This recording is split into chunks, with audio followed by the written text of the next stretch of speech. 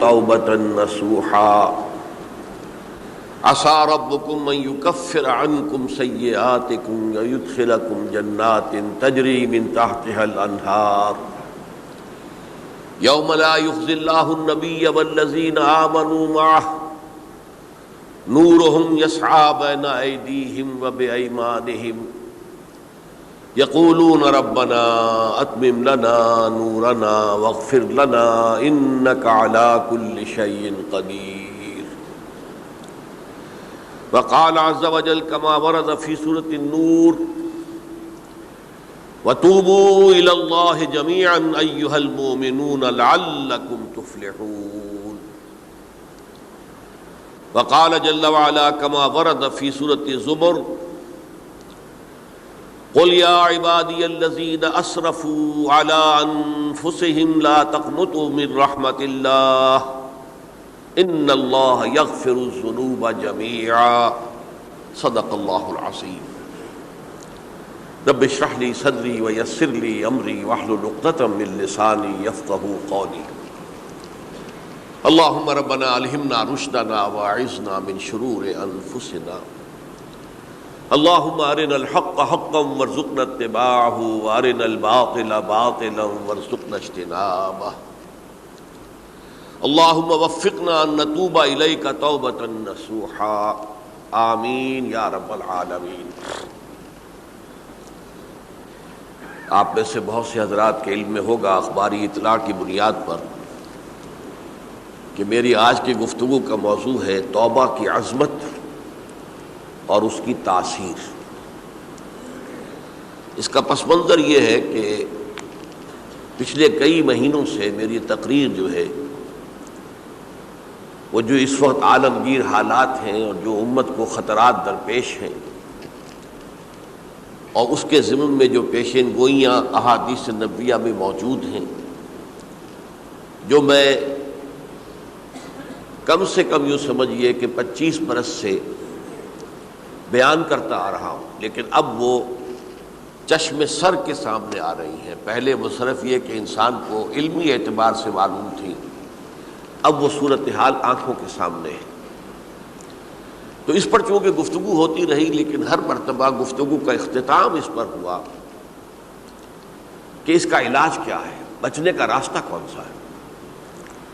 تو عام طور پر ایک لفظ پر توبہ، البتہ اس میں انفرادی توبہ، اجتماعی توبہ.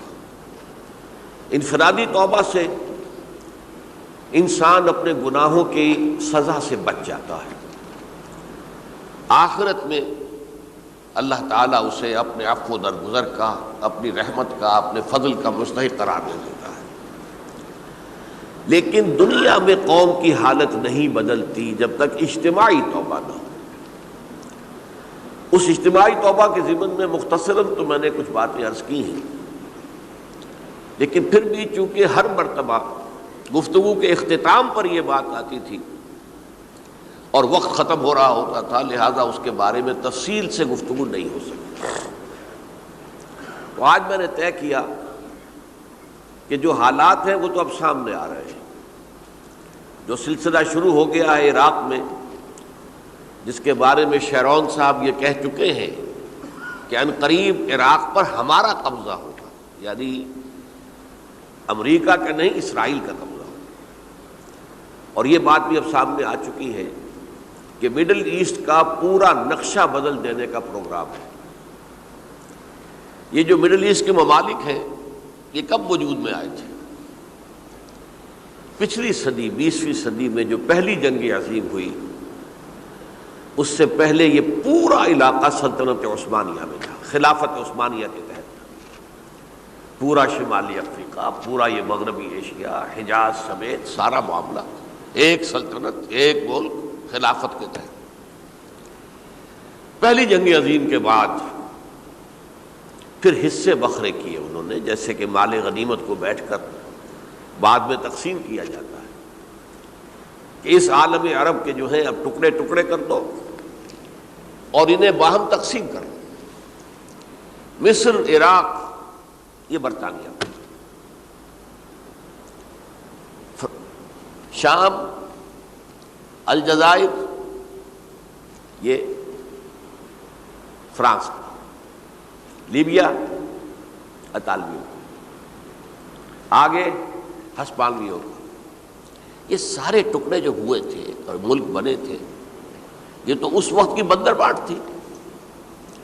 اسی طرح اب کہا جا رہا ہے کہ اس جنگ کے بعد حقیقت میں مڈل ایسٹ کا نقشہ تبدیل کر دیا جائے گا۔ یہ صرف چینج آف ریجیم نہیں ہے، چینج آف ریجن ہے، علاقے کا۔ اور اس کو ہم اپنی اصطلاح میں جب کہیں گے تو گویا کہ ایک عظیم تر اسرائیل کے قیام کا منصوبہ ہے جس پر عمل کا آغاز ہو گیا۔ ورنہ اس جنگ کی کوئی وجہ سمجھ میں نہیں آتی، کوئی جرم ثابت نہیں ہوا صدام کا۔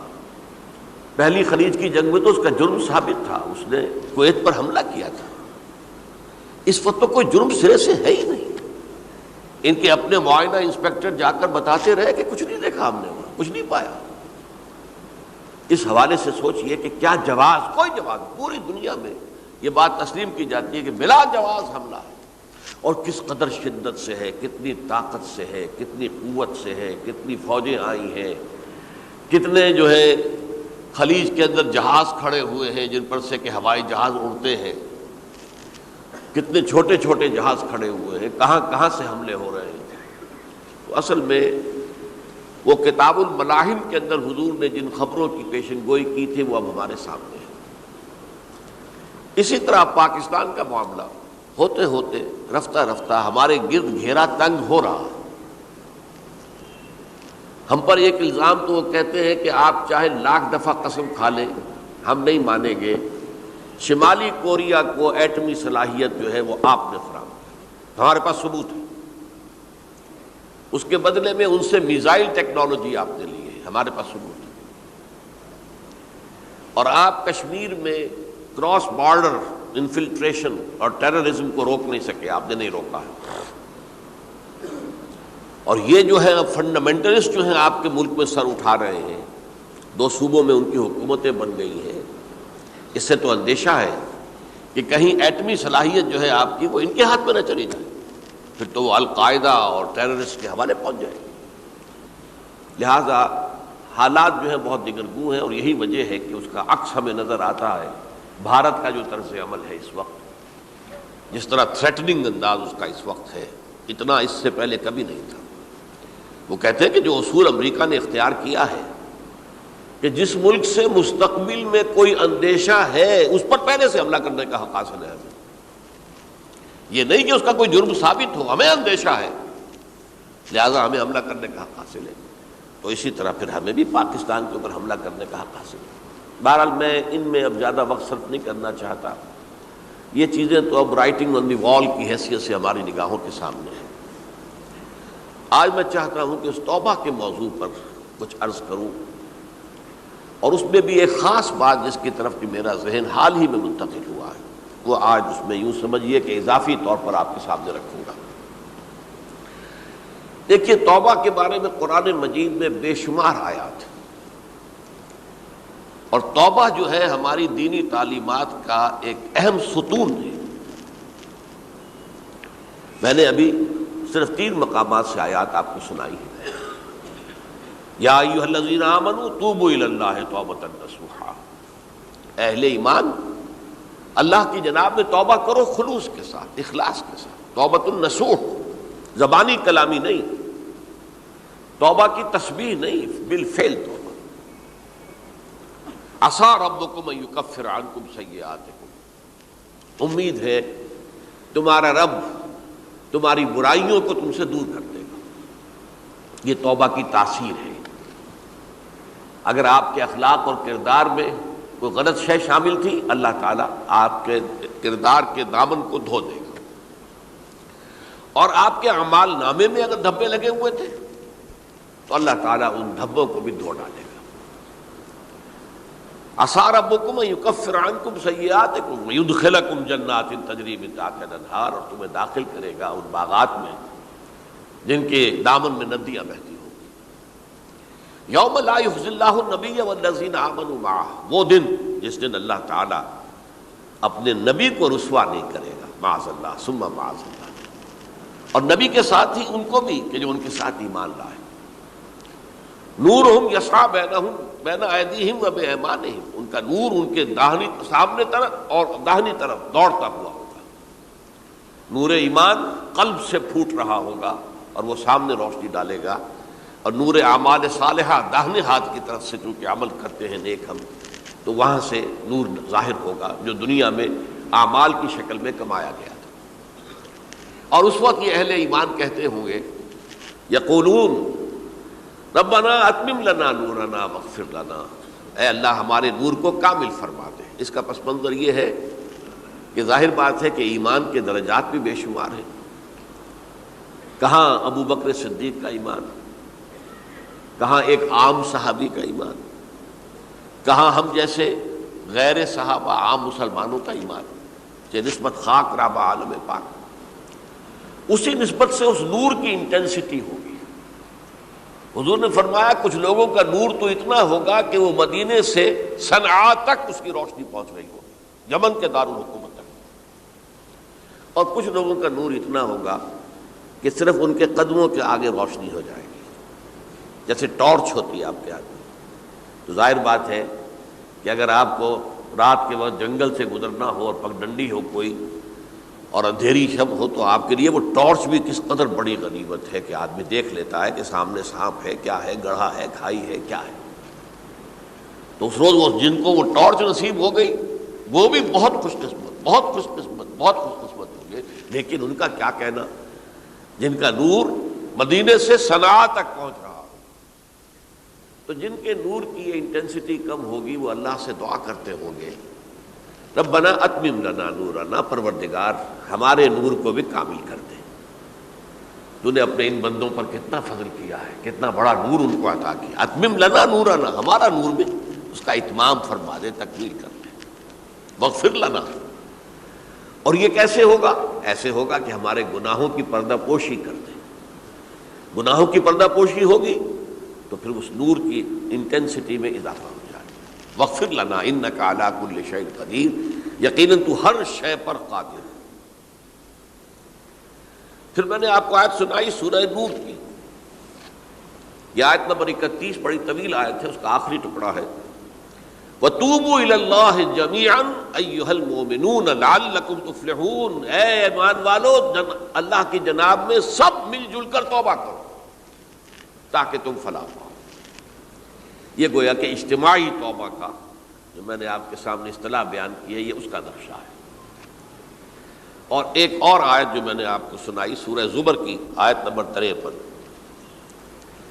بعض لوگوں پر کچھ مایوسی طاری ہو جاتی ہے، ہم اتنے عرصے سے گناہ کرتے چلے آ رہے ہیں، کیسے معافی ہوگی، کیسے ممکن ہے، کیسے چھٹکارا ملے گا. ایسے لوگوں کے لیے ان کے اطمینان کے لیے، ان کی دلجوئی کے لیے، ان کی تسلی کے لیے یہ آیت عظیم ترین آیات میں سے قرآن مجید کی. قل یا عبادی الذین اسرفوا علی انفسہم، اے نبی کہہ دیجئے اے میرے وہ بندو جنہوں نے اپنی جانوں پر ظلم کیا ہے، ظلم اٹھایا ہے، زیادتی کی ہے. تم اگر گناہ کرتے رہے ہو تو اپنی جان پر ظلم کیا ہے، میرا تو کچھ نہیں بگاڑا. اللہ تو غنی ہے، اس کی تو سلطنت میں کوئی کمی نہیں آتی. ایک حدیث قدسی میں الفاظ آئے ہیں میرے بندو اگر تم سب کے سب اولکم و آخرکم و انسکم و جنکم، تمام انس و جن اور اولین سے لے کر آخرین تک کسی بدترین انسان جیسے فاسق و فاجر ہو جائیں، سب ابلیس بن جائیں، تب بھی میری سلطنت میں کوئی کمی نہیں ہوگی. اور اگر تم سب کے سب اولین و آخرین اور انس اور جن سب مل کر جو متقی ترین انسان ہو سکتا ہے ویسے بن جاؤ، ابو بکر صدیق بن جاؤ، تب بھی میری سلطنت میں کوئی اضافہ نہیں ہوگا. تو اللہ تعالیٰ کا تو کچھ بگڑتا نہیں ہے. انسان گناہ کرتا ہے تو اپنا نقصان کرتا ہے. قل یا عبادی الذین اسرفوا علی انفسہم، کہہ دیجئے اے نبی اے میرے وہ بندو جنہوں نے اپنی جانوں پر ظلم کیا ہے، ستم کیا ہے، ظلم اٹھایا ہے، لا تقنطوا من رحمت اللہ. میں آج بعض حدیثیں اس موضوع پر آپ کو سناؤں گا، عجیب چشم کشا حدیثیں ہیں. میں نے چونکہ اس موضوع پر گفتگو کرنی تھی تو میں نے کچھ اس مرتبہ احادیث کا تفحص کیا، تو واقعہ یہ ہے کہ بعض احادیث پڑھ کر خود میری جو ہے میرے علم میں اضافہ ہوا، ادھر میری توجہ آج تک نہیں گئی تھی۔ لا تقنطوا من رحمت اللہ، اللہ کی رحمت سے مایوس مت ہو۔ ان اللہ یغفر الذنوب جميعا، اللہ تعالیٰ تمام کے تمام گناہ معاف کر دے گا۔ اللہ تعالیٰ کی قدرت ہے، اللہ کا اختیار ہے، اللہ کا فیصلہ ہے، لہذا مایوس نہ ہو، اصلاح کرو۔ احادیث تو میں بعد میں آپ کو سناؤں گا، اس سے پہلے اس کا فلسفہ سمجھ لیجئے اصل میں کیا ہے۔ دیکھیے، ایک ہے طبیعی اعمال، فزیکل، ان کا ہم دنیا میں اصول یہ دیکھتے ہیں کہ اس کے نتائج لازمی ہوتے ہیں اور ان سے چھٹکارا نہیں مل سکتا۔ آپ نے سنکھیا کھایا ہے تو مریں گے، چاہے کھانے کے بعد آپ نے خودکشی کا ارادہ کیا، سنکھیا کھا لیا، اب چاہے آپ پر ندامت ہو، پشیمانی ہو، پریشانی ہو، توبہ کرے، آپ کو بچنے کا کوئی سوال نہیں، مرنا ہی مرنا۔ اتنا یہ کہ اللہ تعالیٰ جو ہے اپنی معجزانہ کسی قدرت سے اس عمل کا جو طبعی نتیجہ ہے اس کو نکلنے سے روک دے۔ آگ کی فطرت ہے کہ وہ جلاتی ہے، اللہ کے حکم کے تحت حضرت ابراہیم کو اس نے نہیں جلایا، یا نار کونی بردن وسلام علی ابراہیم۔ لیکن یہ ہمیشہ نہیں ہوتا، یہ تو ایک دفعہ ہو گیا بس۔ اللہ جب چاہے اب بھی کر سکتا ہے، لیکن یہ روز روز نہیں ہوتا۔ روز روز جو بھی فزیکل لاز ہیں وہ چل رہے ہیں، اگر وہ نہ چلے تو کوئی سائنس پاسبل ہی نہ ہو، کوئی ٹیکنالوجی ممکن ہی نہ ہو۔ یہ تو ان فزیکل کیمیکل لاز جو ہیں ان کا دوام ہے کہ جس کی وجہ سے یہ ساری سائنس اور ٹیکنالوجی اب کہاں سے کہاں پہنچ رہی ہے کہ عروج آدم خاکی سے انجم سہمے جاتے ہیں کہ یہ ٹوٹا ہوا تارا کہیں مہی کا عامل نہ بن جائے۔ تو یہ توبہ جو ہے فزیکل اعمال میں مفید نہیں ہے، چاہے آپ پر یہ احساس میں کیا کر بیٹھا، کیا میں نے کیا، کیوں میں نے کھا لیا یہ سنکھیا، تو اب اثر کرے گا۔ جو اخلاقی اعمال ہیں ان کا قانون یہ نہیں ہے۔ اخلاقی اعمال کے نتائج ختم ہو جاتے ہیں توبہ کے ساتھ۔ یہ ایک بہت بڑا قانون ہے، بہت بڑا قانون۔ ایسا نہیں ہے کہ کسی گناہ سے انسان کی فطرت میں کوئی ایسی مستقل کجی واقع ہو جائے کہ جس کی اصلاح کی کوئی صورت ہی نہ ہو، یہ نہیں ہے۔ بڑے سے بڑے گناہ، بڑے سے بڑے گناہ توبہ کرو، خلوص دل سے کرو، جو اس کے اصول ہیں، جو اس کے قواعد ہیں، جو اس کے ضوابط ہیں، جو اس کی شرائط ہیں، ان کو پورا کرو۔ تو بڑے سے بڑے اعمال، برے سے برے اعمال، میں حدیثیں آج آپ کو سناؤں گا، حیران کروں، کیونکہ عام طور پر یہی ہوتا ہے کہ مواعظ میں چونکہ لوگوں کو اصلاح کی ترغیب دلانی ہوتی ہے تو وہ جو انذار کا پہلو ہے اسے زیادہ نمایاں کیا جاتا ہے۔ اللہ کی طرف سے شدید ذو انتقام، اللہ انتقام لینے والا ہے، اللہ سزا دینے والا ہے۔ لیکن یہ دوسرا پہلو جو ہے وہ بھی اپنی جگہ پر بہت اہمیت کا حامل ہے کہ طبیعی اعمال کے نتائج اور عواقب اور اخلاقی اعمال کے نتائج و عواقب یہ ایک جیسے نہیں ہیں۔ اب اس معاملے میں تاریخ مذاہب عالم میں جو بہت بڑی غلطی ہوئی، بہت بڑی غلطی ہوئی، بہت بڑی غلطی ہوئی، تورات میں حضرت آدم اور حوا علیہ السلام سے جو غلطی اور خطا ہو گئی تھی، آپ اندازہ کیجئے کیا مقام اللہ نے عطا کیا تھا، سارے فرشتوں کو ان کے سامنے سجدہ کروا دیا تھا، اور ایک ہی حکم تو دیا تھا نا کہ اس درخت کے قریب نہ جانا، اور تو ابھی کوئی شریعت نہیں تھی، کوئی لمبے چوڑے احکام نہیں تھے، کھاؤ جہاں سے چاہو، اس ایک درخت کے پیچھے پاس نہ جانا، وَلَا تَقْرَبَا هَٰذِهِ الشَّجَرَةَ فَتَكُونَا مِنَ الظَّالِمِينَ۔ اور وہی کام کر بیٹھے حضرت آدم اور حضرت حوا علیہ السلام۔ کتنا بڑا گناہ، کتنا بڑا گناہ، کتنا بڑا گناہ۔ لیکن قرآن نے وضاحت کر دی کہ آدم نے توبہ کی، اللہ نے معاف کر دیا۔ اللہ تعالیٰ سے کلمات سیکھے، ندامت دل میں پیدا ہو گئی حضرت آدم کو، لیکن الفاظ نہیں تھے کن الفاظ میں اللہ سے معافی مانگوں، مجھ سے خطا ہو گئی، بہت بڑی غلطی ہو گئی۔ وہ الفاظ بھی اللہ نے سکھائے، فتلقى آدم من ربہ کلمات، یہ ہے جس میں کہ وہ علامہ اقبال کا ایک شعر ہے ان کے نوجوانی کے دور کا، جس پر میں بھول رہا ہوں کہ داغ دہلوی تھے یا کوئی اور تھے کہ جنہوں نے علامہ سے کہا تھا میاں اس عمر میں اور یہ شعر، اس بڑی محفل میں بات آئی تھی کہ موتی سمجھ کے شان کریمی نے چن لیے قطرے جو تھے میرے عرق انفعال کے۔ انفعال کہتے ہیں عربی میں پشیمانی، شرمندگی، اور عام طور پر جب کسی انسان پر پشیمانی اور شرمندگی طاری ہوتی ہے تو پیشانی جو ہے اس پر کچھ پسینہ سا آتا ہے۔ تو قطرے جو تھے میرے عرق انفعال کے موتی سمجھ کے شان کریمی نے چن لیے، اللہ کی نگاہ میں ان کی اتنی قیمت، ان کی اتنی وقت میرے بندے نے پشیمانی اختیار کی ہے اپنے اس غلط کام کے اوپر، اسے رنج اور افسوس ہو رہا ہے، تو اللہ کی نگاہ میں اس کی یہ عظمت ہے، یہ قدرت ہے۔ تو اللہ تعالیٰ نے جب حضرت آدم کے دل میں وہ پشیمانی پیدا ہو گئی تو الفاظ نہیں تھے، کن الفاظ میں؟ ہم کہتے ہیں نا کہ مجھے سمجھ نہیں آ رہا کہ میں کس منہ سے آپ سے بات کروں، میری یہ حیثیت نہیں ہے میں کن الفاظ میں اپنی جو ہے خطا کا اعتراف کروں۔ تو اللہ نے وہ کلمات خود سکھا دیے، فتلقى آدم من ربہ کلمات فتاب علیہ انہ هو التواب الرحیم۔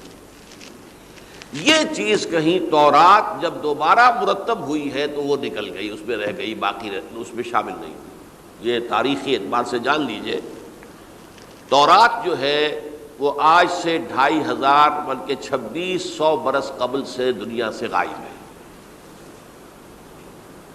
یہ تورات کا جو نسخہ تھا یروشلم میں 587 قبل مسیح میں جب نبوکدنضر نے، شاید آج کل آپ دیکھ رہے ہوں یہ عراق کی جنگ میں عراق کے جو خاص ڈویژنز ہیں عراقیوں کے ریپبلکن گارڈز کے، ان میں سے ایک کا نام جو ہے وہ نبوکدنضر ڈویژن ہے، ایک کا حمورابی ڈویژن ہے۔ حمورابی جو ہے عراق کا بہت پرانا بادشاہ تھا اور تاریخ انسانی میں سب سے پہلا قانون اس نے مرتب کیا تھا، حمورابی۔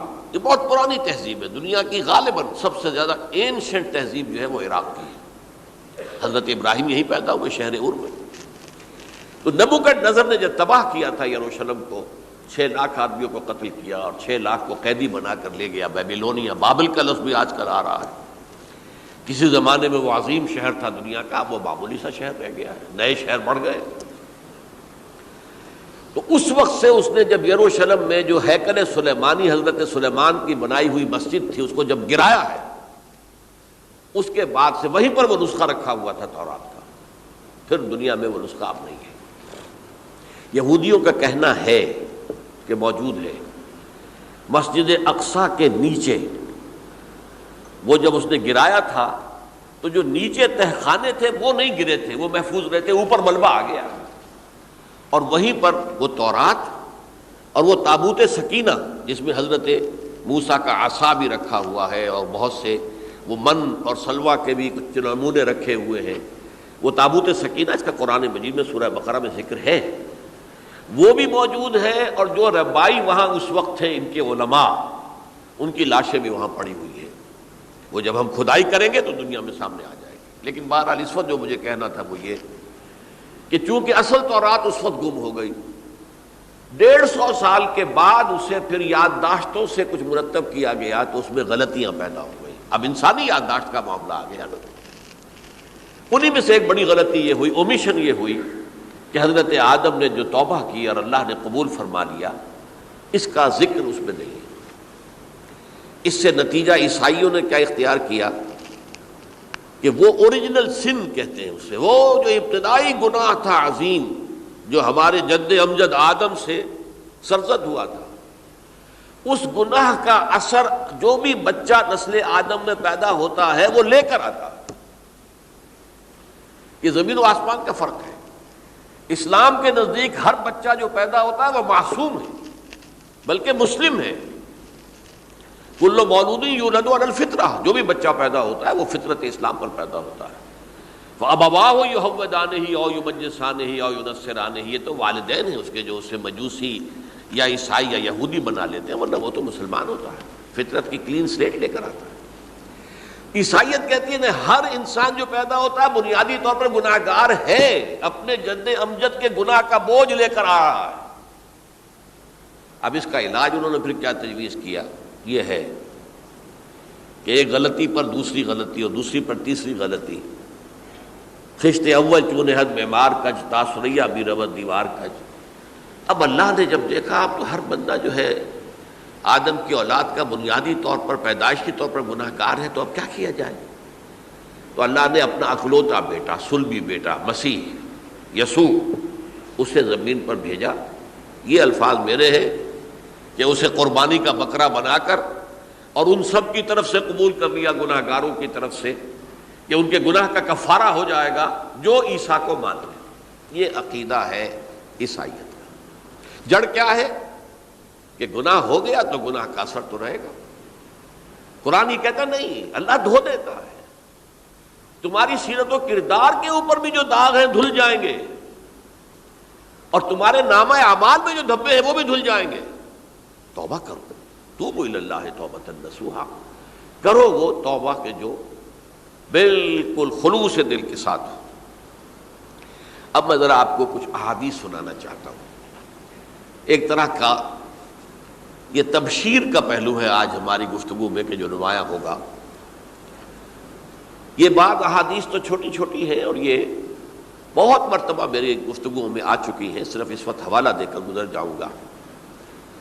یہ ترمذی اور ابن ماجہ میں حضرت انس ابن مالک رضی اللہ تعالی عنہ سے روایت ہے، حضور نے فرمایا کل بنی آدم خطاؤون وخیر الخطائین التوابون، تمام بنی آدم خطا کار ہیں، خطا کار بھی نہیں، بہت خطا کار ہیں، بہت خطا کار ہیں، لیکن ان خطا کاروں میں بہتر لوگ وہ ہیں کہ جو خوب توبہ کرتے ہیں، غلطی ہو گئی توبہ کر لو۔ اور ایک اور حدیث میں آپ کو بتاؤں گا کہ یہ نہیں ہے کہ پھر کبھی وہ غلطی نہ ہو، اس وقت آپ یہ لگا لیں اپنے اوپر یہ کام میں نے نہیں کرنا، اور ایک دفعہ وہ کام چھوڑ دیں تو توبہ ہو گئی۔ پھر اگر کچھ عرصے کے بعد پھر کہیں آپ جذبات کی رو میں بہہ گئے، پھر کہیں کوئی برے اثرات جو ہے وہ پڑے، پھر غلطی، کوئی بات نہیں، پھر توبہ کرو، پھر ہو گیا پھر توبہ کرو۔ تواب اسی لیے کہا بار بار بار بار بار بار توبہ کرنے والے۔ تو کل بنی آدم خطاؤون وخیر الخطائین التوابون۔ دوسری حدیث یہ بھی ابن ماجہ اور بہقی میں ہے، حضرت عبداللہ ابن مسعود رضی اللہ تعالی عنہ، التائب من الذنب کمن لا ذنب لہ، گناہ سے توبہ کرنے والا ایسے ہے جیسے اس نے کبھی گناہ کیا ہی نہیں۔ دھل جاتی ہے، تختی دھل گئی، بچے نے تختی لکھی تھی اس کو دھو دیا، ختم ہو گئی۔ ایک حدیث تو پڑھ کر میں بھی چونکا، یہ اصل میں اسلوب ہے بیان کا، بتانے کے لیے کہ تمہارے دلوں کے اندر مایوسی کا غلبہ نہ ہو جائے۔ مایوس اصل میں جو ہے مایوسی یہ ابلیسیت ہے، نوٹ کر لیجئے اس کو۔ مایوسی ابلیسیت کی کا عکس ہے۔ مبلس کہتے کسے جو مایوس ہو گیا؟ ابلیس سب سے بڑھ کر مایوس جو ہے وہ ابلیس ہے۔ اسے معلوم ہے میرا چھٹکارا تو نہیں ہے، لہذا میں جتنوں کو اپنے ساتھ لے کر جہنم میں جھونک دوں یہی میری کمائی ہے، میں نے تو بچنا نہیں۔ تو ابلیس کہتی ہے اس کو جو انتہائی مایوس، مبلس، جو رحمت خدا بندی سے مایوس ہو چکا۔ اب اس کو دور کرنے کے لیے حدیث سنیے، اور یہ حدیث مسلم شریف کی ہے، صحیحین کے اندر، حضرت ابو ہریرہ سے۔ حضور فرماتے ہیں والذی نفسی بیدہ، قسم ہے اس ذات کی جس کے ہاتھ میں میری جان ہے، لو لم تذنبوا، اگر تم لوگ گناہ نہ کرتے، لذهب اللہ بکم، تو اللہ تعالیٰ تمہیں لے جاتا کہیں اور، وَلَجَاءَ بِقَوْمٍ يُذْنِبُونَ، اور پھر کسی ایسی مخلوق کو پیدا کرتا ہے جو گناہ کرتے، فَيَسْتَغْفِرُوا اللَّهَ، اور پھر وہ اللہ سے استغفار کرتے اور توبہ کرتے فَيَغْفِرُ لَهُمْ، اور اللہ تعالیٰ انہیں معاف کر دیتا۔ تو میں نے عرض کیا کہ یہ بعض چیزیں ہوتی ہیں کہ جن کا واقع سے کوئی تعلق نہیں ہوتا، لیکن ایک زور بیان کے لیے، ایک بات کو ایمفیسائز کرنے کے لیے، جیسے قرآن مجید میں آتا ہے، اے نبی کہہ دو ان کان للرحمن ولد فانا اول العابدین، اگر اللہ کا کوئی بیٹا ہو تو میں سب سے پہلے میں اس کو پوجوں گا۔ جب میں اللہ کو پوجتا ہوں تو اللہ کا اگر کوئی بیٹا ہوتا تو کیا میں اسے نہ پوچھتا؟ لیکن نہیں ہے۔ اب یہ نہیں ہے، نفی کے لیے زور دیا کہ اگر اللہ کا کوئی بیٹا ہوتا، لو کان للرحمن ولد فانا اول العابدین۔ اسی طرح یہ ہے کہ اگر انسان گناہ نہ کرتے اور گناہ کے بعد توبہ کر کے اللہ تعالیٰ کی شان غفاری کا ظہور نہ ہوتا، یعنی یہ بھی ایک عجیب فلسفے کی بات ہے، اللہ نے یہ کائنات کیوں پیدا کی؟ قرآن مجید میں اس کو براہ راست ایڈریس نہیں کیا گیا اس مسئلے کو، میرے علم کی حد تک۔ ہو سکتا ہے کہیں بہت خفی انداز میں ہو اور ابھی تک میری نگاہ سے بھی جو ہے وہ چھپا رہ گیا، ہو سکتا ہے قرآن مجید کے غامض نکات ایسے ہو سکتے ہیں۔ کوئی شخص، میں تو کہتا ہوں کہ اگر کوئی شخص کہتا ہے، میرے بارے میں ایک عالم دین نے کہہ دیا تھا کہ اسے قرآن پر بڑا عبور حاصل ہے، تو میں نے انہیں پیغام پہنچایا، جن صاحب نے مجھے ان کا یہ جملہ سنایا تھا کہ آپ نے قرآن کی توہین کی ہے، قرآن پر عبور کسی انسان کو نہیں ہو سکتا۔ عبور کا مفہوم کیا ہے؟ دریا کے دو کنارے ہیں، آپ اس کنارے سے اس کنارے چلے گئے تو آپ نے عبور کیا دریا۔ قرآن کے کنارے ہیں ہی نہیں، لا پیدا کنار۔ لہذا یہ کہہ دینا کسی کے بارے میں کہ قرآن مجید، اب انہوں نے تو ایک طرح سے میری تعریف کی تھی، میرے ایک ساتھی سے جملہ کہا تھا، ان کے وہ عزیز تھے، تو گویا کہ وہ جو میری تنظیم میں تھے ان کو خوش کرنے کے لیے کہہ دیا ہو یا جو بھی ہو، ان کے دلی جذبات ہو سکتا ہے کہ میں نے کہا انہیں یہ میرا پیغام پہنچا دیجیے، آپ نے قرآن کی توہین کی ہے۔ قرآن پر عبور کسے ہو سکتا ہے؟ نہ معلوم کتنے مقامات ہیں کہ جہاں امام راضی بھی کھڑے ہوئے ایسے نظر آتے ہیں، دہشت زدہ، اعلم ان ھذا المقام مقام غامض مہیب عمیق، ہوشیار کے رہ بردم تیغست قدم را، ہوشیار ہو جاؤ، یہ بڑا خطرناک مقام ہے، بہت مشکل مقام ہے، اس کے تہ تک پہنچنا کسی کے لیے ممکن نہیں ہے۔ سورہ حدید کی آیت هو الاول والآخر والظاہر والباطن پر یہ الفاظ ہیں جو امام راضی نے لکھے۔ تو اس لیے میں آپ سے عرض کر رہا ہوں کہ یہ کہنے کا انداز ہے، والذی نفسی بیدہ لو لم تذنبوا، اس ہستی کی قسم جس کے ہاتھ میں میری جان ہے، اگر تم گناہ نہ کرتے، تو میں عرض کر رہا تھا تو اللہ کی شان غفاری کیسے ظاہر ہوتی؟ اللہ نے کائنات کیوں پیدا کی؟ کنت کنزا مخفیا فاحببت ان اعرف فخلقت الخلق۔ محدثین کرام اگرچہ اس حدیث کی سند کو پختہ نہیں مانتے، لیکن اکثر مفسرین نے اس کو تسلیم کیا ہے۔ علامہ آلوسی نے تسلیم کیا کہ میں ایک چھپے ہوئے خزانے کے مانند تھا۔ اب خزانہ کہیں پڑا ہے، اس کا کیا حاصل کیا ہے؟ وہ تو کہیں کھلے، کسی کے پاس جائے، کوئی اسے فائدہ اٹھائے تب تو کوئی فائدہ ہوا نا۔ تو کن تو کنزا مخفیا، میرے اندر طاقت تھی، قوت تھی، خلاقی تھی، میری شان ساری میرے اندر ہی اندر تھی نا۔ کن تو کنزا مخفیا فاحببت ان اعرف، تو میں نے یہ چاہا کہ مجھے پہچانا جائے۔ فخلقت الخلق، تو میں نے خلق کی تخلیق کی ہے، اب مجھے پہچانو اس کائنات کے ذریعے سے، یہ میری تخلیق ہے، آؤ دیکھو۔ ایک مصور اپنی تصویروں کی نمائش لگا، دیکھو میرے شاہکار، آؤ دیکھو، یہ میرے فن کے کمال کے نمونے، آؤ دیکھو۔ تو یہ ہے سب، دیکھو زمین آسمان، ان فی خلق السماوات والارض واختلاف اللیل والنہار والفلک التی تجری فی البحر بما ینفع الناس وما انزل اللہ من السماء من ماء فاحیا بہ الارض من بعد موتہا۔ یہ ساری آیات ہیں، غور کرو۔ اور اسی لیے انسان کو پیدا کیا جس میں یہ فیکلٹی آف اپریسیشن، اللہ کے حسن و جمال و کمال کو پہچاننے کی صلاحیت ہے۔ ورنہ ظاہر بات ہے کہ یہ جمادات کیا پہچانیں گے اللہ کو؟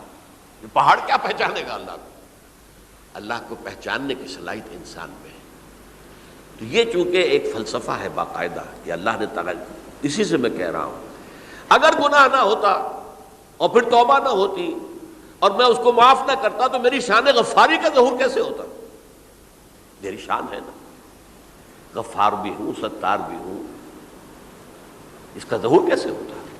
تو والذی نفسی بیدہ لو لم تذنبوا لذهب اللہ بکم ولجاء بقوم یذنبون فیستغفروا اللہ فیغفر لهم.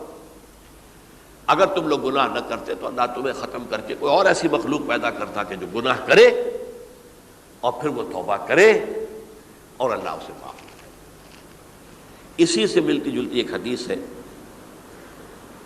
یہ امام احمد اور امام بہقی لائے ہیں اور اس کے راوی حضرت علی ہے رضی اللہ تعالی عنہ. ان اللہ یحب العبد المؤمن المفتن التواب. اللہ تعالیٰ کو بہت محبت ہے، یحب. اب دیکھیے ایک طرف وہ آیات ذہن میں لائیے، اللہ تعالیٰ کن سے محبت کرتا ہے؟ واللہ یحب المحسنین. یا وہ لوگ ان اللہ یحب الذین یقاتلون فی سبیلہ صفا کانہم بنیان مرصوص. اللہ محبت کرتا ہے اپنے ان بندوں سے جو اس کی راہ میں جنگ کرتے ہیں صفے باندھ کر، گویا سیسا پلائی ہوئی دیوار ہے. یہ ہے مثبت کام، نیک کام، محسنین، اللہ کی راہ میں قتال کرنے والے. یہاں اس کے برعکس کہا جا رہا ہے ان اللہ یحب، اللہ تعالیٰ محبت کرتا ہے اپنے اس بندے سے العبد المومن، جو مومن ہو. اس کی ایک اور بڑی پیاری حدیث آئے گی، المفتن التواب، جو بہت فتنوں میں مبتلا ہو جاتا ہو اور پھر بہت توبہ کرتا ہو. مفتن التواب، لیکن ساتھ ہی پلٹتا ہو، رجوع کرتا ہو، پھر اللہ کے حضور میں حاضر ہوتا ہو، پھر معافی مانگتا ہو. اللہ تعالیٰ کو اپنا ایسا بندہ بہت پسند ہے. اب میں کچھ اور حدیثیں آپ کو سنا رہا ہوں. توبہ کا دروازہ دو اعتبارات سے کہا گیا ہے کہ ایک وقت آنے پر بند ہو جاتا ہے. ایک حدیث کے تو الفاظ میں نوٹ کر کے نہیں لایا ہوں کہ اللہ تعالیٰ نے توبہ کا ایک دروازہ اتنا چوڑا کھلا رکھا ہوا ہے کہ جس کو عبور کرنا جو ہے وہ سال ہا سال میں ممکن ہو، اور یہ بند نہیں ہوتا جب تک کہ سورج مغرب سے طلوع نہ ہو جائے. یہ قیامت کی جو آخری، قریب قیامت کی جو آخری نشانیاں ہیں ان میں سے وہی حدیث میں آپ کو سنا رہا ہوں. عن ابی ہریرہ رضی اللہ تعالی عنہ، اور یہ مسلم شریف کی روایت ہے، من تاب قبل ان تطلع الشمس من مغربها تاب اللہ علیہ. سورج کے مغرب سے طلوع ہونے سے قبل تک جو لوگ توبہ کریں گے اللہ تعالیٰ ان کی توبہ قبول کر لے گا. البتہ جب وہ قیامت کی وہ نشانی ظاہر ہو جائے کہ سورج مغرب سے طلوع ہو رہا ہے، اب دروازہ توبہ کا بند ہے. اب اس کے بعد اگر توبہ کوئی کرتا ہے تو اللہ تعالیٰ اس کی توبہ کو قبول نہیں کرے گا. یہ تو اجتماعی سطح پر ہوئی. انفرادی سطح پر عن عبداللہ ابن عمر رضی اللہ تعالی عنہما عن النبی صلی اللہ علیہ وسلم قال ان اللہ عز وجل یقبل توبۃ العبد ما لم یغرغر. یہ ترمذی میں ہے حضرت عبداللہ ابن عمر رضی اللہ تعالی عنہما سے کہ اللہ تعالیٰ اپنے بندے کی توبہ قبول کرتا ہے جب تک کہ وہ جسے ہم کہتے ہیں گھنگرو نہ بولنے لگے حلق کے اندر، جبکہ نزع، عالم نزع ہو اور جان جو ہے وہ آ کر پھر یہاں اٹکتی ہے، تو اس وقت تک دروازہ کھلا ہے توبہ کا. لیکن جب یہ شکل ہو گئی تو دروازہ بند. یہ انفرادی سطح پر ہو گیا. جب آپ کے موت کے آثار اتنے واضح ہو گئے کہ اب جا رہے ہیں، اب توبہ کریں گے تو توبہ قبول نہیں ہوگی. اجتماعی سطح پر جب قیامت جو ہے اس کی وہ گھڑی آ گئی کہ سورج مغرب سے طلوع ہو گیا، اب توبہ کا دروازہ بند. ایک اور حدیث ہے جو میں نے بہت مرتبہ اس کا ترجمہ تو آپ کو بہت دفعہ سنایا ہے، آج میں چاہتا ہوں اس کو پورے متن کے ساتھ آپ کے سامنے رکھوں.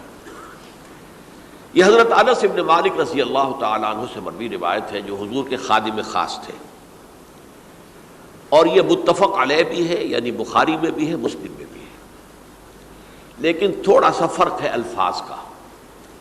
تو جو مسلم شریف کی روایت ہے اس کے الفاظ کیا ہیں؟ للہ اشد فرحا بتوبۃ عبدہ حین یتوب الیہ، جان لو اللہ تعالیٰ کو زیادہ خوشی ہوتی ہے اپنے کسی گناہ گار بندے کی توبہ سے جب کہ وہ توبہ کرتا ہے۔ کس سے زیادہ ہوتی ہے؟ اب اس کی ایک تمثیل دی، من احدکم، ایک ایسے شخص سے بھی زیادہ بڑھ کر خوشی ہوتی ہے، کان علی راحلتہ بارض الفلات، کہ جو بہت ہی دور دراز کے اور سنسان علاقے میں سفر کر رہا تھا، فانتحرفت منہ، اس کی سواری جو ہے گم ہو گئی، وعلیہا طعامہ وشرابہ، اسی پر اس کا کھانا بھی تھا اور پانی بھی تھا، اونٹنی پر سفر کر رہا تھا، اسی پر ہوتا ہے راحلہ جو ہے راستے کا سامان، اچانک کہیں بیٹھا ہے تھوڑی دیر کے لیے سستانے کے لیے، کہیں اونگ آ گئی اور اونٹنی صاحبہ غائب ہو گئی۔ اب آنکھ کھلی اور اس نے دیکھا، فَأَيَّسَ مِنْهَا، تلاش کر کر کے مایوس ہو گیا، کہیں اونٹنی کا سراغ نہیں۔ اب ظاہر بات ہے کسی صحرا میں یہ کیفیت، اس کا مطلب کیا ہے؟ یقینی موت۔ فَأَتَىٰ شَجَرَةً فَاسْتَجَعَ فِي ظِلِّهَا وَقَدْ أَيَسَ مِنْ رَاحِلَتِهِ، تو وہ ایک درخت کے نیچے اس کے سائے میں آ کے لیٹ گیا، گویا کہ موت کی امید میں۔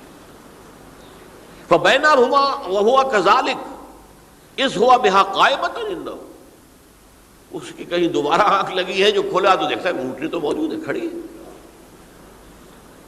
تو وہ فوراً اس کی وہ جو رسی ہے وہ پکڑتا ہے، فَأَخَذَ بِخِتَامِهَا ثُمَّ قَالَ مِن شِدَّةِ الْفَرْحِ، اب جو اسے مسرت ہوئی اس کا آپ اندازہ کر سکتے ہیں، ایک یقینی موت کا معاملہ آ چکا تھا، اور اچانک اللہ تعالیٰ نے وہ کھوئی ہوئی اونٹنی جو ہے وہ واپس دلا دی۔ تو وہ کہنا تو یہ چاہتا تھا، اللہ تو میرا رب ہے، میں تیرا بندہ ہوں، لیکن جسے ہم کہتے ہیں کہ خوشی کی انتہا فرط مسرت میں ایسی زبان لڑکھڑائی، اس نے کہا اللہم انت عبدی وانا ربک، اے اللہ تو میرا بندہ ہے، میں تیرا رب ہوں، یہ کہہ بیٹھا۔ تو یہ کیا ہے؟ فرط مسرت جسے آپ کہیں، خوشی کی انتہا، کہ جس میں انسان جو ہے اتنی بڑی خطا کر بیٹھتا ہے۔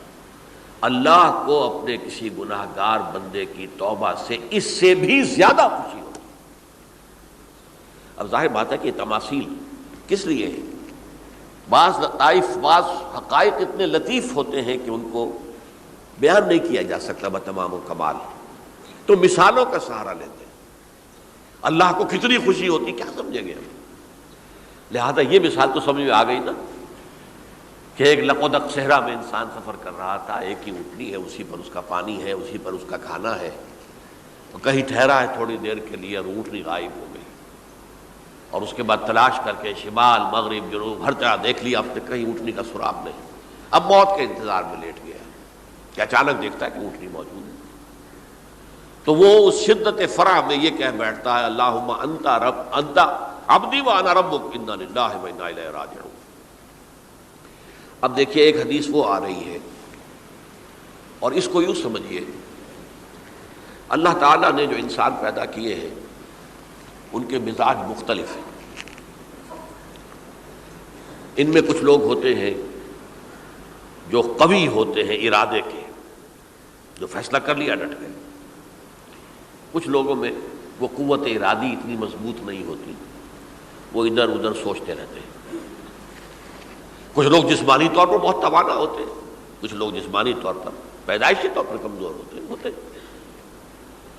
تو اگر کوئی قوت ارادی کمزور رکھنے والا شخص ہے، وہ بھی تو اللہ کی تخلیق ہے، اللہ کا بندہ ہے، خطاؤں کا ظہور ہو جاتا ہے، توبہ کرتا ہے، پھر کچھ عرصے کے بعد پھر خطا کا ظہور ہو جاتا ہے، پھر توبہ کرتا ہے، تو ہم تو یہ سمجھیں گے کہ ایک حد کے بعد پھر اس کی توبہ قبول نہیں ہونی چاہیے۔ لیکن حدیث سنیے، وعن ابی ہریرہ رضی اللہ تعالی عنہ قال قال رسول اللہ صلی اللہ علیہ وسلم ان عبدا اذنب ذنبا، یقیناً ایک بندہ جو ہے وہ ایک گناہ کرتا ہے، فقال، پھر وہ کہتا ہے رب اے میرے پروردگار اذنبت فاغفر لی، مجھ سے گناہ ہو گیا ہے، مجھے معاف فرما دے۔ فقال ربہ، تو پروردگار یہ کہتا ہے اعلم عبدی ان لہ ربا یغفر الذنب ویأخذ بہ، میرا یہ بندہ یہ جانتا ہے کہ اس کا ایک رب ہے جو گناہ معاف بھی کر سکتا ہے اور سزا دے بھی سکتا ہے۔ کیا معنی ہوئے؟ گناہ اس نے کیا ہے لیکن جانتا ہے اللہ کو کہ وہ معاف بھی فرما سکتا ہے، تبھی تو وہ اللہ سے معافی کی درخواست کر رہا ہے۔ اس کے اس جاننے کی بنیاد پر، اس کے اس علم کی بنیاد پر، اس کے اس ایمان کی بنیاد پر فرمایا غفرت لعبدی، میں نے اپنے بندے کو معاف کر دیا۔ ثم مکث ما شاء اللہ، پھر وقت گزرا جتنا کہ اللہ نے چاہا۔ ثم اذنب ذنبا، پھر اس سے گناہ ہو گئے۔ فقال رب اذنبت ذنبا فاغفر، پھر کہتا ہے پروردگار مجھ سے گناہ ہو گیا، پھر مجھے معاف فرما دے۔ فقال ربہ، اللہ فرماتا ہے عالم عبدی ان لہ ربا یغفر الذنب ویأخذ بہ، میرا بندہ ہے نا جو جانتا ہے کہ اس کا ایک رب ہے، ایمان باللہ اس کے اندر ہے، تبھی تو پکار رہا ہے، اور یہ بھی جانتا ہے کہ وہ گناہ معاف بھی کر سکتا ہے اور چاہے تو پکڑ بھی سکتا ہے، سزا بھی دے سکتا ہے۔ تو فرمایا، اللہ تعالیٰ فرماتے ہیں میں نے فرمایا کہ میں نے معاف کر دیا۔ ثم مکث ما شاء اللہ، پھر ایک عرصہ گزرا اس کے بعد۔ ثم اذنب ذنبا، پھر اس نے گناہ کیا۔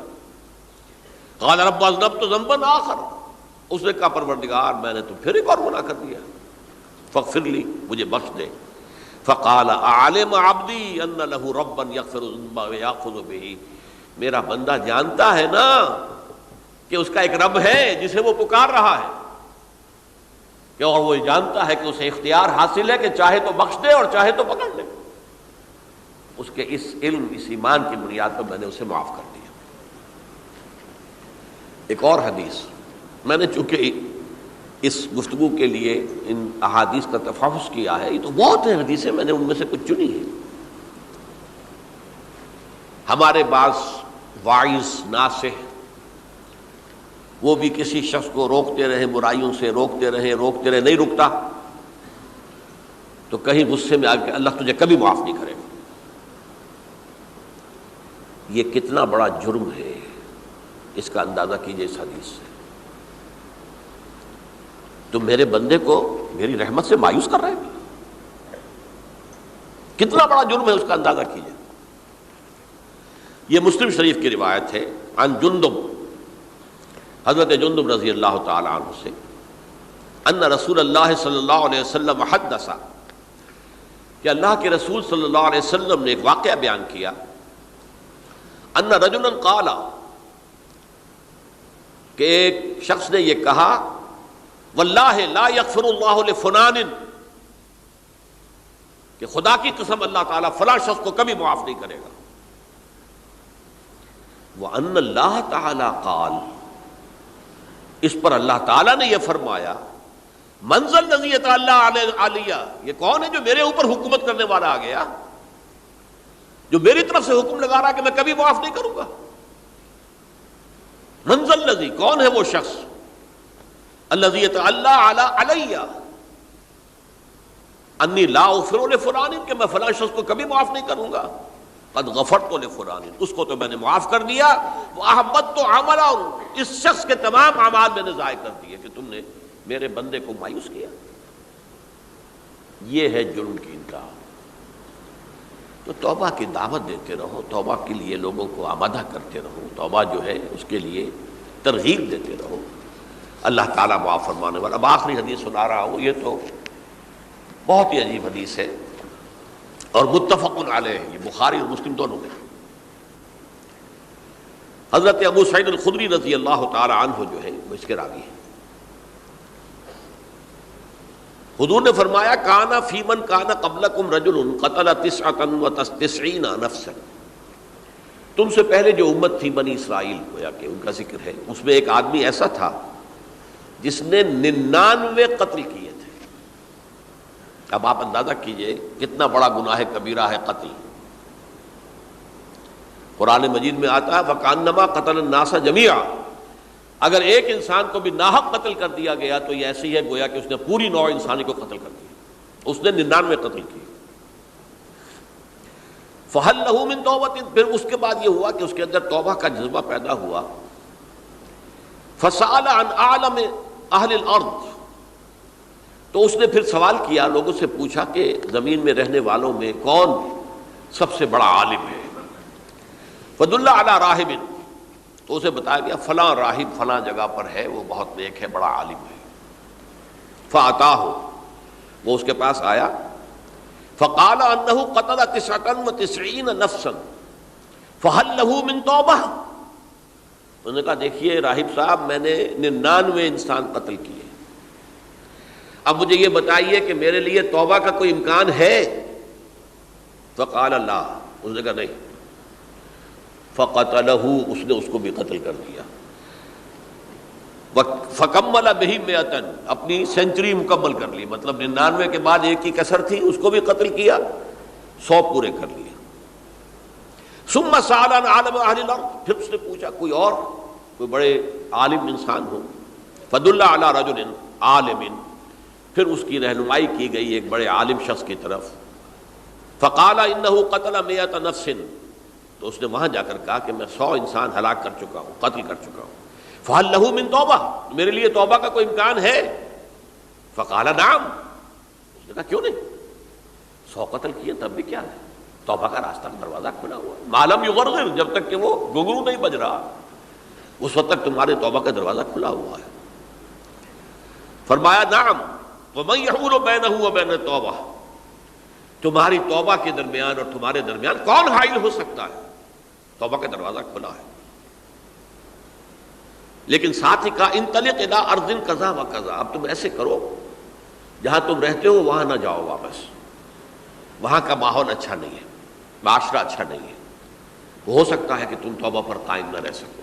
تم فلاں جگہ چلے جاؤ، وہاں اچھے لوگ آباد ہیں، ان میں جا کر رہو. فإن بها أناسا يعبدون اللہ تعالی. وہاں ایسے لوگ آباد ہیں جو اللہ کی بندگی کرتے ہیں. فاعبد اللہ معہم. تو تم ان کے ساتھ مل کر اللہ کی بندگی اور پرستش کرو. ولا ترجع الی ارضک. اپنی زمین کی طرف، اپنے وطن میں واپس مت جاؤ. فإنها ارض سوء. وہ بری جگہ ہے. فانطلقا. تو وہ چل پڑا، ہجرت کر رہا ہے، اس جگہ جا رہا ہے جہاں کا راہب نے بتایا تھا. حتی اذا نصف الطریق. جب آدھا راستہ اس نے پورا کر لیا، اتاہ الموت. موت آ گئی. فاختصمت فیہ ملائکۃ الرحمت و ملائکۃ العذاب. اب وہ جہنم کے فرشتے بھی آ گئے اس کی جان قبض کرنے کو، اور جنت کے بھی آ گئے. فقالت ملائکۃ الرحمہ. رحمت والے جو فرشتے ہیں جنت والے، انہوں نے کہا جا تائبا مقبلا بقلبہ للہ تعالی. یہ شخص توبہ کر کے اللہ تعالیٰ کی طرف ہجرت کر رہا تھا، اس لیے اس کی نیت کی بنیاد پر اب یہ جنتی ہے، لہذا اس کی روح ہم قبض کریں گے.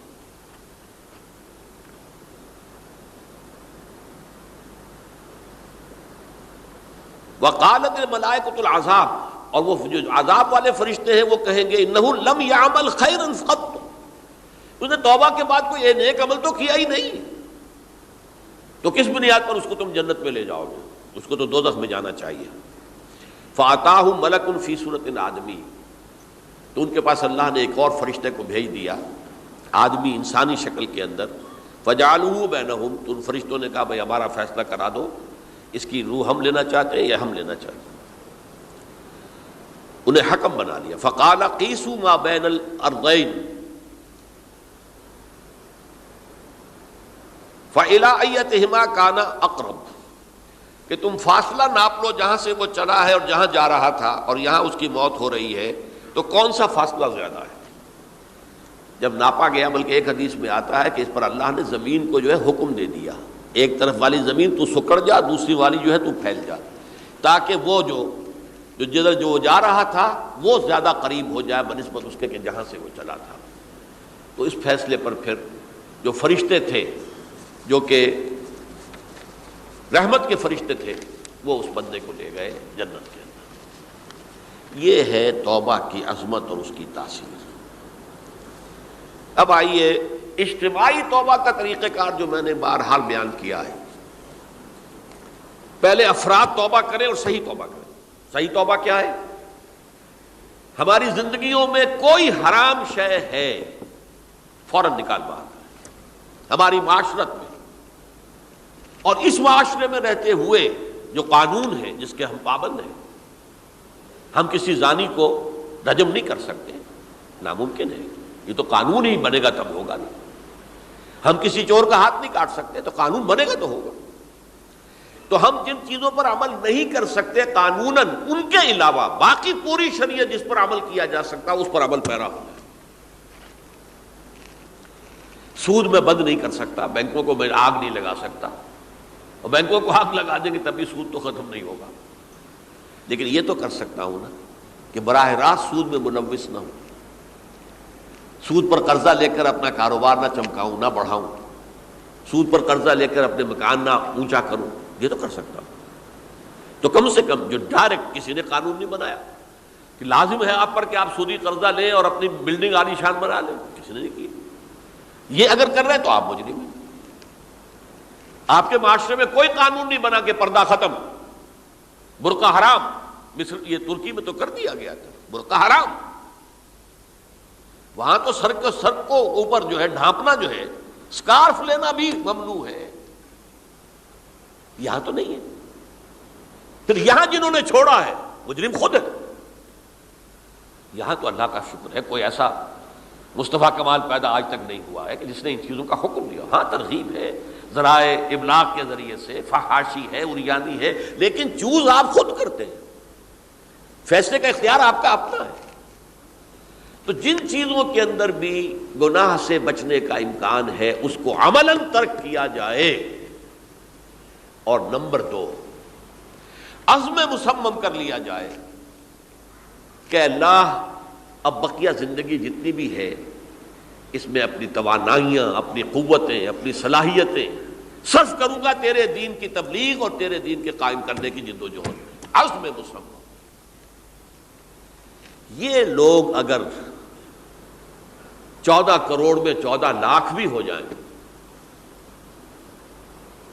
بہرحال 2-4 کی توبہ کرنے سے ملک کی قسمت نہیں بدلتی۔ معتدب تعداد کے اندر جو ہے یہ لوگ اگر ایسے ہو جائیں، اور پھر یہ کہ وہ مل کر اگر زور لگائیں، تو واقعتاً اس ملک کے اندر شریعت اسلامی کا نفاذ ہو سکتا ہے، اللہ کا نظام قائم کیا جا سکتا ہے۔ یہ ملک بنایا اسی لیے گیا تھا۔ تو یہ توبہ کا جو ہے اجتماعی توبہ کا یہ پوری تفصیل تو میں بارہا بیان کر چکا ہوں۔ آج جو میں نے کہا تھا کہ ایک بات کی طرف میرا ذہن حالیہ منتقل ہوا ہے، اس سے پہلے نہیں ہوا۔ یہ توبہ کرنے والے لوگ جب تک 14 لاکھ نہیں ہیں، 1400 ہی ہوں، لیکن یہ اگر دعا کریں گے اللہ تعالیٰ کے خلوص کے ساتھ تو ان کی دعا قبول ہوگی۔ دعا بہت بڑی شے ہے، الدعاء مخ العبادہ۔ ٹھیک ہے، بڑا لمبا راستہ لگتا ہے یہ کہ 14 لاکھ انسان توبہ کرے، یا 2 لاکھ یا 3 لاکھ انسان توبہ کریں، صحیح معنی میں توبہ کریں، اور پھر وہ جمع ہو، ایک طاقت بنے، تن من دھن لگانے کے لیے، جانے دینے کے لیے تیار ہو جائیں۔ تو لگتا ہے یہ کہ کافی لمبا ہے کہ دراز و دور دیدم رہو رسم پارسائی، یہ تو بڑا لمبا راستہ ہے۔ اسی سے لوگ کہتے ہیں کہ پھر کیا حل ہوا؟ یہ تو حل جو ہے تو کوئی عملی حل تو نہیں ہوا۔ اس میں میرا ذہن منتقل ہوا ہے دعا، اجیب دعوت الداعی اذا دعان امن یجیب المضطر اذا دعاہ۔ بھلا وہ کون ہے جو کسی مضطر کسے کہتے ہیں؟ ایک شخص نہایت پریشان حال ہو گیا ہو، نہایت پریشان حال، اور میں اللہ کو پکارے، پروردگار تو میری دستگیری فرما۔ اللہ کسی اور طرف مجھے کوئی توقع نہیں رہی، کوئی نہیں رہا جس سے مجھے کوئی امید ہو۔ یہ مضطر اضطرار کی حالت میں آ کر جب بالکل بے چین ہو کر اللہ کو پکارتا ہے تو اللہ اس کی دعا قبول کرتا ہے، اور دعا کی حد یہاں تک بھی آتے ہیں الفاظ کہ لا یرد البلاء قضاء الا بالدعاء. تقدیر الہی کو بھی اس لیے دو حصوں میں تقسیم کیا گیا. تقدیر مبرم، ایک تو اللہ کا وہ فیصلہ ہے جو ٹل نہیں سکتا کسی صورت میں. ایک تقدیر معلق ہوتی ہے تو صحیح اللہ کا فیصلہ، لیکن اس میں تبدیلی ہو سکتی ہے. یہ جو تقدیر معلق ہوتی ہے اس میں دعا انتہائی مؤثر شے ہے. لا يرد البلاء الا لا يرد القضاء الا بالدعاء. قضا جو ہے وہ نہیں بدل سکتی سوائے دعا کے. اس دعا کی تو کم سے کم ہم منادی کریں، لیکن پہلے شرط وہی ہے، ورنہ وہ دعا نہیں ہے، ورنہ وہ توبہ نہیں ہے. توبہ صحیح ہو، حرام سے اپنے وجود کو، اپنے گھر کو پاک کریں، اس کے بغیر کچھ نہیں. اس کے بغیر تو جیسے کہ کہا گیا سورہ مائدہ میں قل یا اہل الکتاب لستم علی شیء حتی تقیموا التوراۃ والانجیل. اے نبی ان سے کہہ دیجئے اے اہل کتاب تمہاری کوئی حیثیت اللہ کی نگاہوں میں نہیں ہے، تمہاری کوئی دعا اللہ کے ہاں قابل پذیرائی نہیں ہے جب تک کہ تم تورات اور انجیل کو قائم نہیں کرتے. لہذا دعائیں تو نہ بنو. 30 لاکھ آدمی جو ہے حج کے موقع پر کیسی کیسی دعائیں مانگتے ہیں. کہاں جا رہی ہیں دعائیں؟ کہاں ہیں ان کی قبولیت کے آثار؟ توبہ صحیح ہو. اور توبہ کے بارے میں آج میں نے امکانی حد تک آپ کے سامنے آج ترغیب و تشویق کا پہلو رکھا ہے. مایوسی، اس کو کہا بھی جاتا ہے مایوسی کفر ہے. اور میں نے آپ سے کہا آج کہ لا تقنطوا من رحمت اللہ ان اللہ یغفر الذنوب جميعا. 99 قتل کیے ہوں، 100 قتل کیے ہوں، تب بھی توبہ کرو گے تو اللہ توبہ قبول فرمائے گا. اور کس شان کے ساتھ قبول فرمائے گا اس حدیث کے اندر آیا، متفق علیہ حدیث صحیح بخاری اور صحیح مسلم کے اندر ہے. تو اگر ہم اس توبہ کی منادی کریں نمبر 1، اور جو لوگ توبہ کریں صحیح معنی میں، ایک طرف تو وہ جد و جہد شروع کر دیں اللہ کے دین کے قائم کرنے کی جد و جہد، اس میں پیچھے نہ رہیں، لیکن اس اثناء میں جو دعائیں وہ کریں گے اللہ تو نے یہ ملک ہمیں عطا کیا تھا، ہم نے اپنے زور بازو سے اسے نہیں حاصل کیا. یہ سلطنت خدا داد پاکستان ہے، اور اے اللہ اے خاص ہے خاصان رسول وقت دعا ہے، امت پہ تیری آ کیا جب وقت پڑا ہے. میں اپنے احساسات جو ہیں آپ کے سامنے الفاظ میں بیان نہیں کر سکتا. یہ جب یروشلم کی تباہی ہوئی تھی جس کا میں نے ذکر کیا ہے، 6 لاکھ انسان قتل ہوئے تھے، اور 6 لاکھ کو نبوکدنضر جو تھا وہ ہانک کر بھیڑوں بکریوں کی طرح بیبیلونیا لے گیا تھا. اس سے پہلے کتنے ہی نبی اہل کتاب کے وہ کہتے رہے تھے کہ ہوش کرو توبہ کر لو. بلکہ ایک جگہ کے الفاظ یہ ہیں درخت کی جڑ پر کلہاڑا رکھا جا چکا ہے، اب بھی ہوش میں آ جاؤ. ہوش میں نہیں آئے. دنیا پرستی جو بھی ان کے نفس پرستی جو بھی ان کے اوپر مسلط ہو چکی تھی، اس نے انہیں توبہ نہیں کرنے دی. تباہی و بربادی ہو گئی. آج ہماری نگاہوں کے سامنے عراق کے ساتھ کیا ہو رہا ہے، بغیر اس کے کہ کوئی جرم ہو سکا، بغیر اس کے. ہم تو بڑے بڑے جرم کر چکے ہیں ان کی نگاہ میں. نان پرولیفریشن ٹریٹی جو ہے اس کے خلاف ہمارا عمل جا رہا ہے. پوری دنیا کے اندر انہوں نے کہا کہ ہم اس کو ایٹمی صلاحیت کو نہیں پھیلنے دیں گے. وہ ایک خاص وقت میں افغانستان میں انہیں ہماری ضرورت تھی، اپنے اصل دشمن USSR اپنے مقابل کی طاقت کو ختم کرنے کے لیے. اس وقت انہوں نے اپنا منہ جو ہے پھیر لیا تھا، نہیں دیکھا تھا، اور ہمارے ہاں اللہ کی یہ رحمت آ گئی کہ ایٹمک صلاحیت بھی حاصل ہو گئی. اور پوری دنیا میں شاہ عبداللہ نے کہا تھا، پرنس عبداللہ نے، کہ یہ آپ کا نہیں ہے. یہ جو نواز شریف صاحب سے جب اس کا ہم نے دھماکہ کیا ہے، یہ بم آپ کا نہیں ہے، یہ پوری امت مسلمہ کا بم ہے. کیسے یہ برداشت کر سکتے ہیں یہودی اور یہودیوں کے اعلی کار عیسائی، خاص طور پر پروٹیسٹنٹس، ویسپ، وائٹ اینگلو سیکسن پروٹیسٹنٹس؟ ناممکن. تو سمجھ لیجئے کہ پاکستان کی جڑوں پر بھی تیشہ رکھا جا چکا. یہ میرے احساسات کی اس سے کم میں تعبیر ہو نہیں سکتی، لیکن اب بھی امکان ہے، اب بھی امکان ہے، اب بھی امکان ہے. توبہ کرو، توبہ کراؤ، مل جل کر طاقت بنو، کوشش کرو کہ یہاں اسلام کا نظام آ جائے. اور اس اسنا میں بھی دعا کرو اللہ تعالیٰ سے کہ اللہ ہمیں مہلت عطا فرما دے، ہمیں کچھ اور مہلت عطا فرما دے، اے اللہ ہمیں کچھ اور مہلت عطا فرما دے۔ بارک اللہ لی ولکم فی القرآن العظیم ونفعنی وإیاکم بالآیات والذکر الحکیم۔